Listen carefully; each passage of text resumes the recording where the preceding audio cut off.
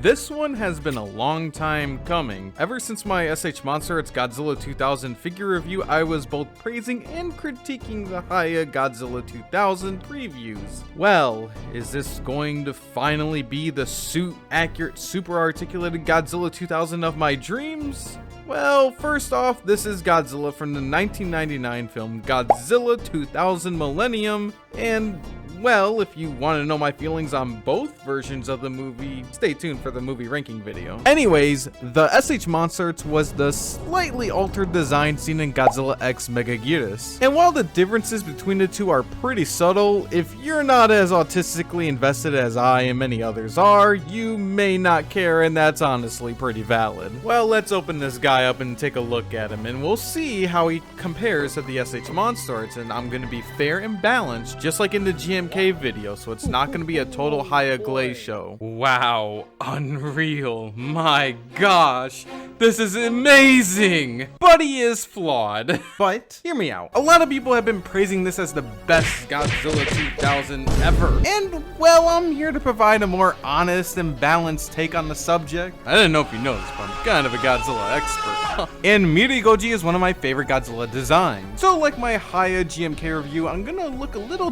deeper because I love this design so much. Starting at the head, he leaves an incredible impression. Wow, it's breathtaking, isn't it? You can tell they worked really hard to try and nail the look of Godzilla. The body itself is a better sculpt than the GMK figure in my opinion. I thought that figure sculpt was pretty solid, but this is the next level. However, it is a bit inconsistent. Let's look at his legs. His thigh looks incredible. The sculpt is so good. You almost think it was hand sculpted, and it feels good. But then you get to the calf and the toes, and that depth is kind of lost. It looks a little cheaper. However, this is only really noticeable upon close-up. At a distance, it looks fine. And it's kind of like that all over. You'll get really good sculpting details, and then some of them look like they were, you know, good enough. It's not awful, just an observation. I mean, again, $50. I mean, overall, he looks good. Like, damn good. The skin tone is also really nice. It's like a grayish green. He's not as green as you'd think, but I kind of like that because in Godzilla 2000, depending on the cinematography, he did come off with a more grayish green hue, and this is replicated very well. His green is more saturated in the Godzilla design anyway, so having G2K be a bit more gray toned is fine by me. The fins should have been a bit more purple. They're kind of a bit more reddish in tone, so they actually look more like the Godzilla colors versus Godzilla, but it's not a deal breaker. And this gradient is really nice. You can tell they put a lot of effort into making these fins look good. If you look up close though, you can see some lines across the fins. They're not all over, but they're there if you look hard enough. Again, from a distance, it's not so bad, but the closer you look, well, you know, just like GMK, the inside of the fins are lacking some of the sharper details, but it's fine. Again, just an observation. He has a brown wash along his body that gets into cracks and crevices, but this doesn't bother me. I think it's fine. His toenail paint is incredible. His claws are okay, though I think they're better than the GMK claws. His arms are kind of thick, aren't they? We'll get to it in the accuracy segment, but these hands look terrible in my opinion. These are not how they look on the suit. They look so short and stubby, or maybe it's the claws that look stubby. I don't know, but they just look bad in my opinion. What's with Hiya and bad Toho Godzilla hands? Like, they just can't nail it. They can nail almost everything else but these hands and some of the proportions. What gives? Also, real quick, there's been a lot of talk about this tail and how it's not really painted, but it is actually painted up to a point. More than the GMK tail, the painting goes from here to about here, and then these are unpainted, and I think that's okay. Accurate? Probably. Let's look at it. Going back to the head, man, those eyes, they're great. And his teeth are pretty good too, though this is kind of giving me movie monster series strip paint vibes. These individual teeth are really good. It's just these top ones kind of, well, I don't know. I mean, It's not bad though. And his mouth does have the more accurate orange color. I dig that. Look at his eyes. They just have a real life to them, don't they? Very nice. This guy does have a bit of shine to him, but not as much as the GMK Godzilla. This guy is much more pleasing in person. I don't think you'll need a matte spray coating for him. All right, let's play with this guy. Let's see what he can do, okay? All right, he moves. We did it, chat. Got him. Honestly, he moves pretty alright. I know some people are disappointed that the tail don't move as much as 91, but honestly, it's still...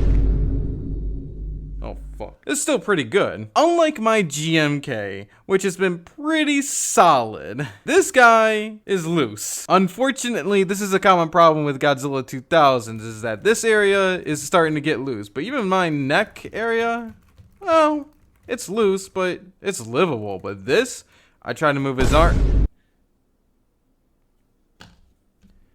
Is this an SH Monster Arts? Yeah, and his hands keep popping off. This is the first Hiya figure where I have encountered this problem.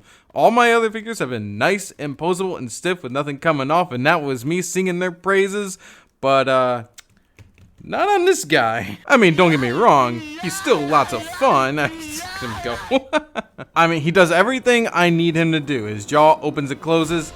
His tongue is posable, which for this design is very important. His neck is segmented into threes. He can bend down, and you can bend all the way up. The back of his neck has these little etches in them that allow for greater movement. Wish it stuck through the rest of the figure, but we'll get to it. He can crunch, and he can go back. Pretty simple. His arms, well, they don't do a full 360. His bicep swivels. His arm is double jointed. Giving me some problems. Hand can go 360, and of course it can... What the fuck? Does not want to move. His hands don't want to move all that well, in all honesty. Can his legs go 360? You know what?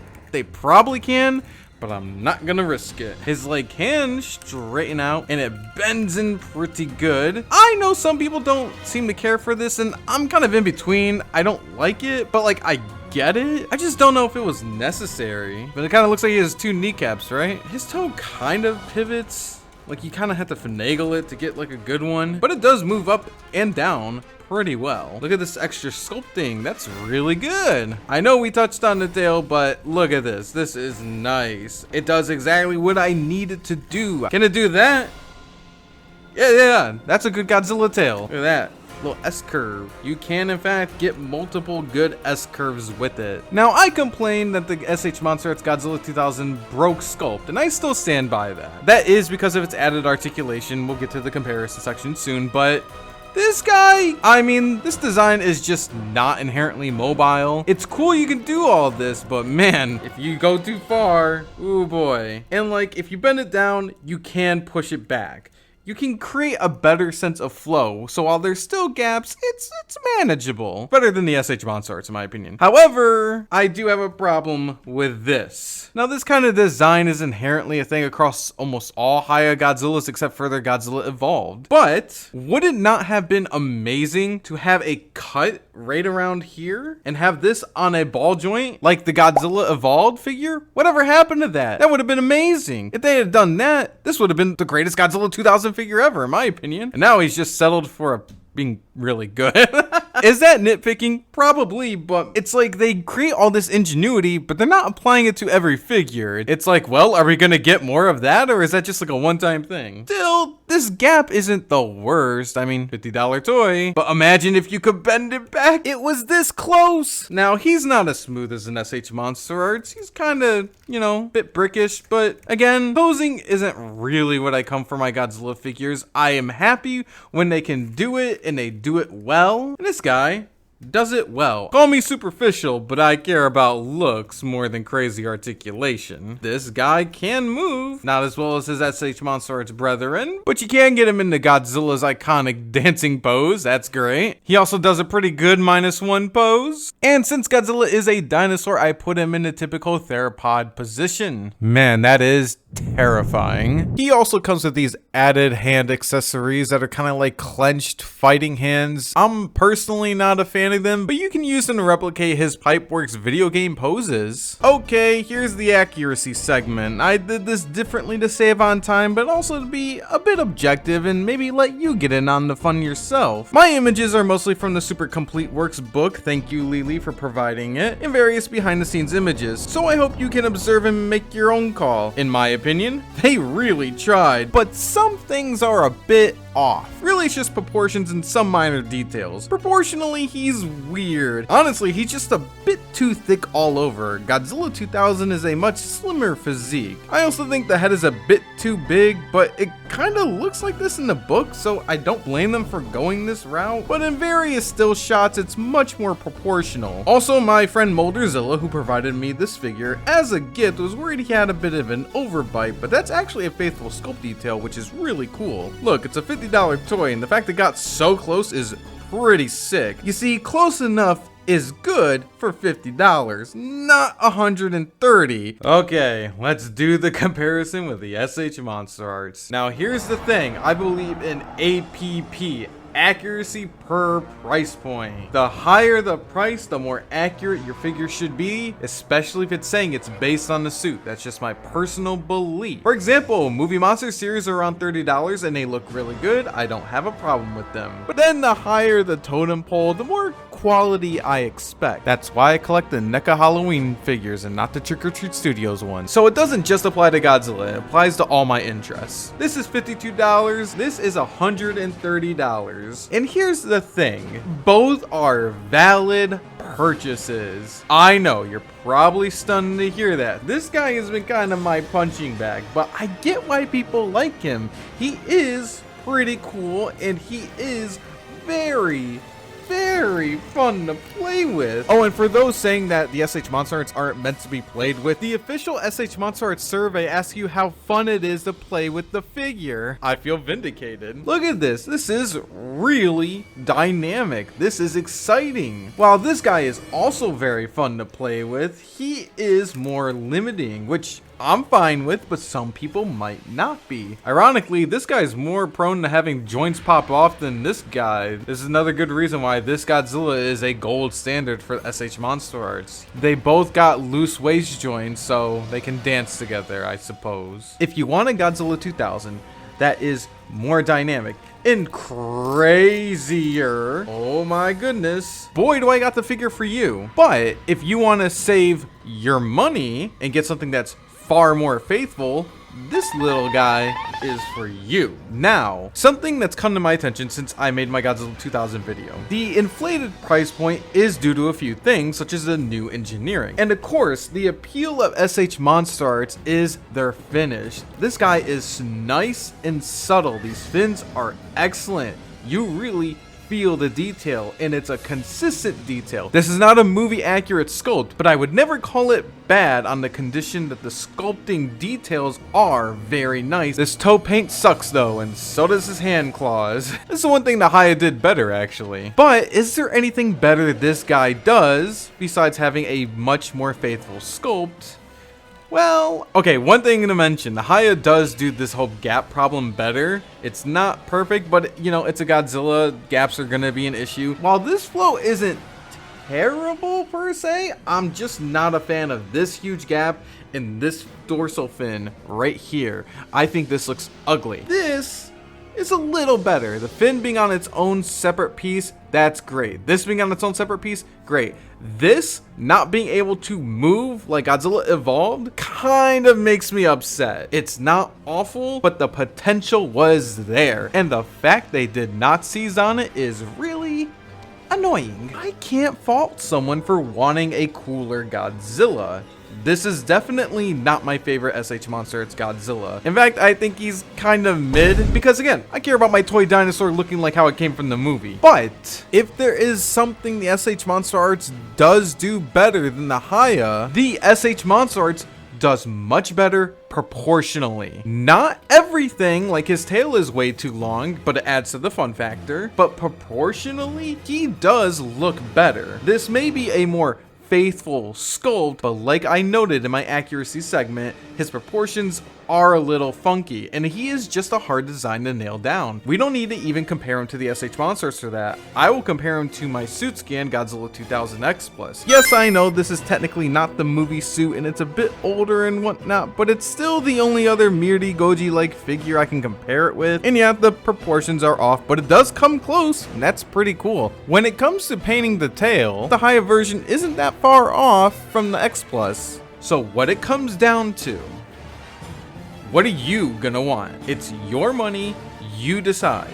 Whatever makes you happy. If you want your SH monster, it's Godzilla 2000 because he's more posable and you can have more fun with him and you don't care about this whole accuracy debate. That is A-OK. I totally get it. His finish is mwah, chef's kiss. His fins are great. He is a whole lot of fun, and for some people, he will fill the void of a missing Godzilla 2000 representation, and that is perfectly fine. But if you are dead set on wanting something more faithful, more accurate, even though it does miss the bar, but for its price per accuracy, $52 beats $130 in my opinion. So I recommend the Hiya. That is my personal preference, but I don't think the Hiya is better than the SH Monster Arts. Just like GMK, between these two is the perfect Godzilla 2000 figure. Someone's got to do it. Can someone from a third party do it? Just like Dragon Ball figures? I mean, why be enemies? Why can't we just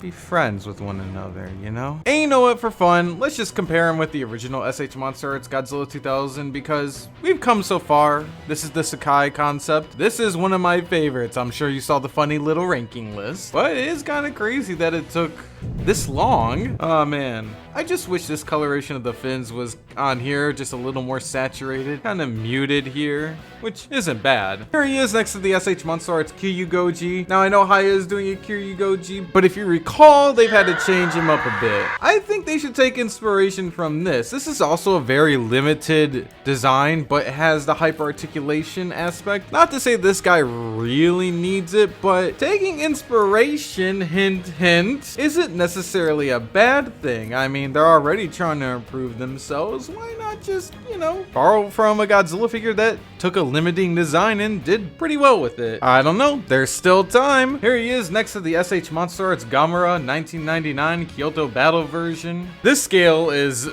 off, but you can really see how big the Hiya is in comparison. Look how big his fucking head is. Still, this is really cool. Here he is next to the NECA 1989 Godzilla. You know, after really staring at this figure, I've grown an appreciation for it. I kind of have a soft spot for the NECA Godzillas. I mean, again, APP, not bad. I mean, he is chunky, but so is this guy, though they could be good friends, I think. Don't have an Orga figure, but I'm begging Hiya, make an Orga figure and my life is yours. So I got Boggin here. This is a cool figure. You know what? He scales pretty decently with this guy. You know, they look like they could go toe to toe with one another. How cool is that? I really should make a fight. We should make a fight. Oh my god, it's epic.